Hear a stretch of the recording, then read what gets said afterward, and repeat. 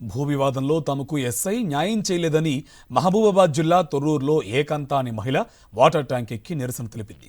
తమకు న్యాయం జరగకపోతే వాటర్ ట్యాంక్ పై నుంచి దూకి ఆత్మహత్య చేసుకుంటానంటూ ఆవేదన వ్యక్తం చేసింది.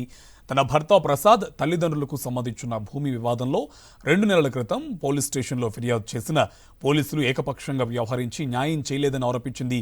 సదరు మహిళకు న్యాయం చేస్తామని నచ్చజెప్పడంతో వాటర్ ట్యాంక్ పై నుంచి కిందకి దిగింది మహిళ.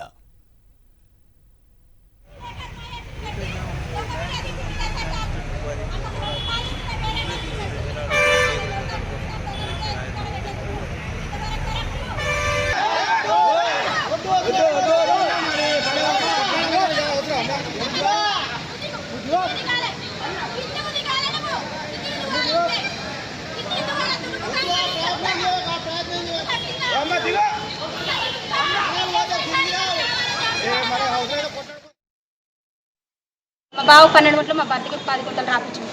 మా తమ్మావని పోషించేటట్టు వాళ్ళకే రాపించండు. అన్ని రాపించండు. చచ్చినా పోవద్దని రాపించండు, బతికినా పోవద్దని వాళ్ళకి మాకు ఎలాంటి సంబంధం లేదని సార్ రాపించండి. అట్లా పెట్టాను సార్, సంతకం ఎందుకు పెట్టాను సార్? నన్ను కొట్టిండని వచ్చినాయి. ఆడవాళ్ళకి న్యాయం లేదంటే నువ్వేం మాట్లాడకమ్మా, పక్కకు జరుగు సబ్జెక్ట్ పక్కకు జరగాలని మా ఆయన బలవంతం చేసిపోతారు. 11 గంటలకు పోయినాను. నైట్ 8:30, 9 అయినా కానీ సంతకం పెట్టించినాకనే బయటకు వెళ్ళింది సార్.